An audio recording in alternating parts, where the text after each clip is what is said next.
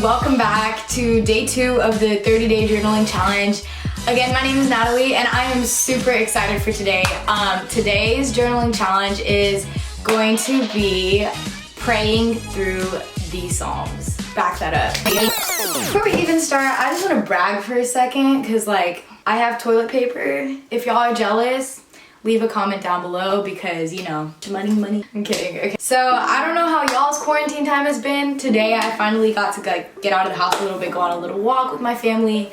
It was only 5 minutes, but it was good. I don't know, guys. There's just something about this time where, whether or not we realize it, if you've been stuck at home for a while now, seeing other people and interacting with other people just made me realize how much we need community and how important community is. And it can be really easy to just isolate ourselves during this time, but I challenge you guys. I love all these little Instagram challenges that have been going around where I don't know, today I did a push-up challenge one and a plank one, and you do it and then there was the self-love one where you post it and then you tag 10 other people, and it just it's a really nice way to online to plug in and still feel we're a part of a community. And so I hope that this challenge for you guys makes you feel like you're a part of a community because we're all in this together. And the cool thing about this challenge is that it's really here to help us grow spiritually and holistically and process through everything that's going on. Sorry to get dramatic here, but at some point our life's gonna end, and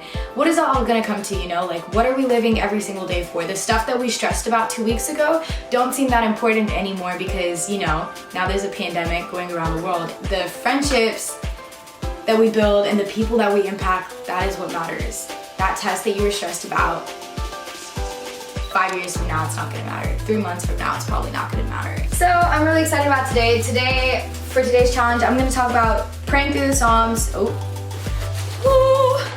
Praying through the Psalms, and we're actually gonna do it together. So praying through the Psalms is something that I actually heard another YouTuber talk about a long while ago. I don't even remember who it was, honestly.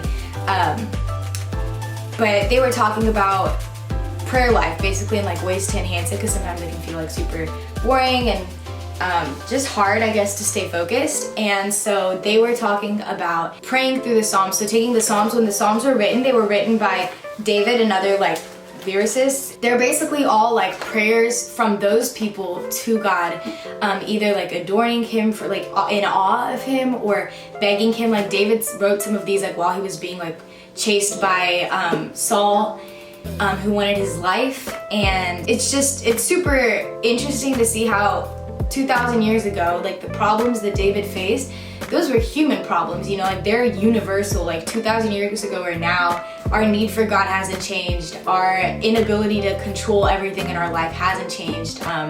The greatness of God hasn't changed in these 2,000 years, and it's never going to, because God is the same yesterday, today, and forever. And so what I heard the YouTuber talk about, sorry, again, this is the little rant I talked about last video.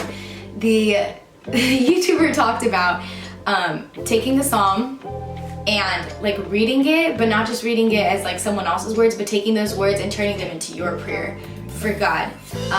So for example, Psalms 3:5-6 says, "Trust in the Lord with all your heart and lean not on your own understanding. In all your ways acknowledge him and he shall direct your paths." At least I think that's Psalms 3:5-6. And so taking that, for example, and meditating on that in our minds and slowing down, which is something we don't do either, just slowing down and being okay, what does that mean? Trust in the Lord with all your heart, Nat. Trust in the Lord with all your heart. And lean not on your own understanding. And really processing that, because that's powerful, my own understanding, there have been so many things, especially growing up when I was younger, I was oh, I'm 100% sure I'm right about this. And then over time, I go back and I look at it and I'm wow, Nat, your understanding was so limited. You didn't see the big picture. You didn't understand X, Y, Z. And it's God has this huge bird's eye view. He's in control of our entire story.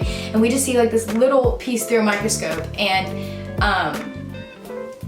leaning on our own understanding, why would we trust ourselves with something that we don't have the full answer to when we have a God who created everything, who's in control of everything? He holds all the pieces, it's all his.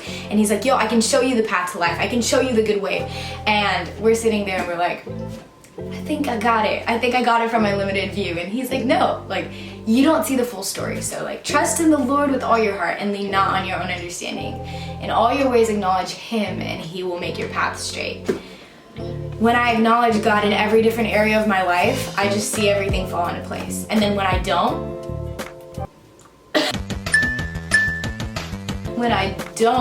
I literally watch everything fall apart. Because, you know, the truth is I'm incapable, and every human, like, we have faults. Like, we're not perfect, we don't know everything, we can't stay on, life is crazy, we can't stay on top of everything.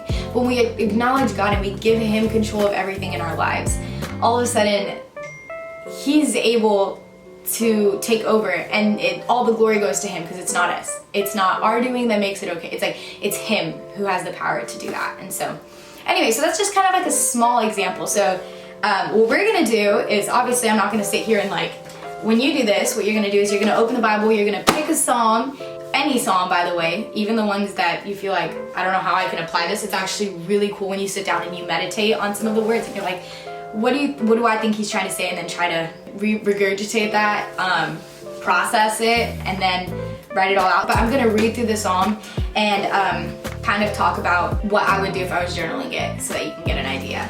Are you ready? So I'm gonna be reading from Psalms 136. That's the chapter I chose.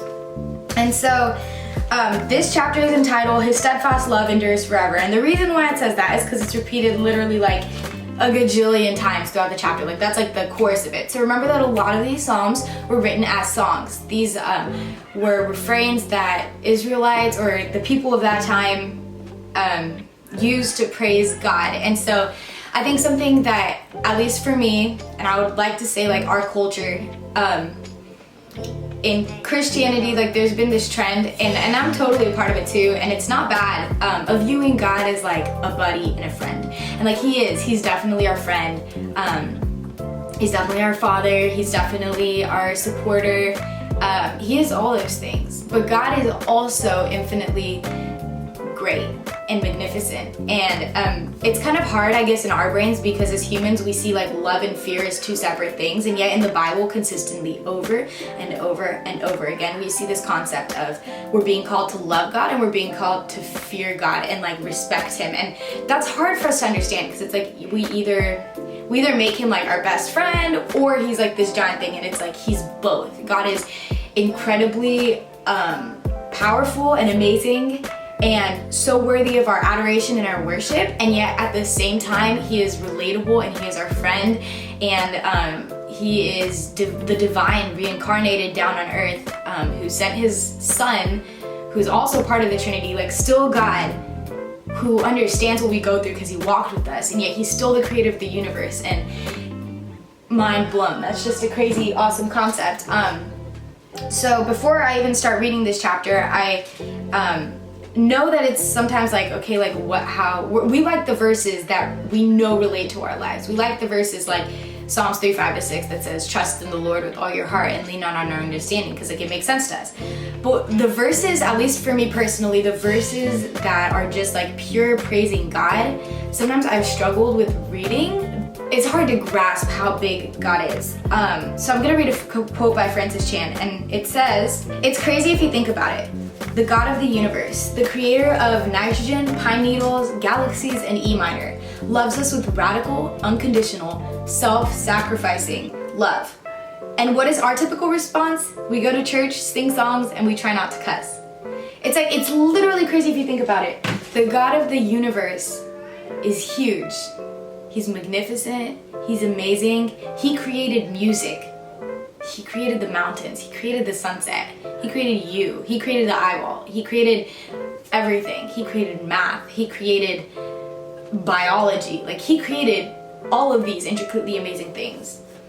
And our response is to like try not to cuss, or like our response is like, that's ridiculous if you think about it. Like our response should be to like get down on our knees and worship him. And that's something that I struggle with. And so as we read this chapter, like put that into perspective. And I guess when I'm journaling this, the way I would start this is being like with a prayer, being like, hey God, this is hard for me because I'm so used to like belittling you. but help me to see you for like the power that you truly have, and in that power be able to trust that that you are in control of my life. If you can control all these other things, your steadfast love can control my life. Speak to me the way you want to speak to me. Like, this is what I would be writing down, or something along those lines. You know, like, there's no wrong answer. Just whatever. I would just pray, God, help me to like see you for who you are when I read this. And then, for me, I have a hard time sometimes processing stuff. So like writing out the chapter or writing down a verse, like literally writing it out word for word would help me. And then as it goes along, maybe meditating on the words and then trying to think about how God plays each of these roles. So the first verse, Psalms 36 verse 1. Give thanks to the Lord, for he is good. His steadfast love endures forever. And so then I would take time after each verse and just like stop and like process that. Like, give thanks to God, for he is good. Like, that is a promise right there. Like, God is good. Like, just get that in my head, you know, like, give thanks to God. Okay, before anything starts, before the day even begins, I can thank him. Give thanks to God, for he is good. His steadfast love endures forever. So I would probably write down in my journal like steadfast love, or the verse, or I would write down, I don't know, any thoughts that come to my mind. Again, like I said, there's no wrong answers. Don't feel like what I say is what you have to journal, but I'm just giving you an example. Give thanks to the God of gods, for his steadfast love endures forever. Give thanks to the Lord of lords, for his steadfast love endures forever. So at this point, like, man, he said give thanks like 3 times, you know? Like, I'm pretty sure it's time to give thanks in here, y'all. So maybe stop and just be like for a second, yo, God, what do I have to give thanks for you today? I'm alive, I'm breathing, I don't have coronavirus, I have toilet paper. I have a family, I have a roof over my head, I have UG, I have a journal, I have a piece of paper, I have a pen, etc. You know? And so give thanks. Like, at this point, just start listing and maybe talk, like, if it were me, I've been struggling a lot this past year with like acne or like insecurities, because my skin reacted from the stress of like my freshman year of college. My skin got extremely bad. You can't really see it in this video. I'm also wearing makeup, but it has finally subsided, and then now I just have like a bunch of acne scarring. But the point of me sharing that is that like, for me, looking back and being like, yo, God, like, thank you for helping like those pimples like clear off of my face. Like, I really appreciate that. Like, there's these little things in life that we just sometimes don't take time to ask him for. Or something I would say is like, yo, God, I've been struggling with this insecurity or this relationship or this person, but I just want to thank you right now for what you've done and how I know that you work all things together for my good. And if something doesn't work out, it's because you have a better plan. Give thanks for the stuff that hasn't happened yet. Thank God for your future person. Thank God for school opening up again. Thank God for the end of coronavirus eventually. Thank God for health. Thank God for what you're gonna eat tomorrow. Thank God for promising to provide for you in the future, you know? To him who alone does great wonders, for his steadfast love endures forever. Yo, God does great wonders, amazing wonders. And like I said before, this is stuff that I'm speaking out loud, trying to get thoughts out of my brain. Sometimes it's hard to do this, so again, you open up your journal, you read this, you read it multiple times, and then you go in and you just start little scribbling away whatever comes to your mind. Thank God for who he is. To him who made the great lights, his steadfast love endures forever. So again, his steadfast love, maybe it's time to journal about steadfast love. He said it like 4 times. Oh my gosh, he's about to say it a bunch more. He says, the sun to rule over the day, for his steadfast love endures forever. The moon and stars to rule the night, for his steadfast love endures forever. So again, just take time to like process. Like, we don't do this very often. We don't sit down and process. Oh, that moon, like, my God made it. Like, we just take these things for granted. Like, do we sit down and just appreciate the awe of who God is? Francis Chan talks a lot about this in his book, Crazy Love. Please check it out. It is so good. If you don't have anything on your reading list right now, put that on there. It says, with the strong cannon and outstretched arm, his steadfast love endures forever. To him who divided the Red Sea in two. Like, who does that? Who splits the Red Sea in two? Our God does that, y'all. And this is the same God who is with you right now through coronavirus. His steadfast love endures forever, and he made Israel pass through the midst of it. His steadfast love endures forever. He overthrew Pharaoh and his host in the Red Sea. His steadfast love endures forever. And see, this is the Israelites right here. This is whoever, I don't even know who wrote this psalm, but this is someone remembering what God did in the past for his ancestors. Maybe you right now can take time to think about, how did I become a Christian? Was it me? Was it who took the first step? Was it my family in the past? Do we take time to thank God for putting people in our lives? Do we take time to thank God? Yo, how did I end up here? Thank you. Maybe we're in a low spot, but it's still thank you, because I know you're gonna get me through this. His steadfast love endures forever. But yeah, so something that's helped me a lot in my Bible reading has been journaling, and number 2, it has been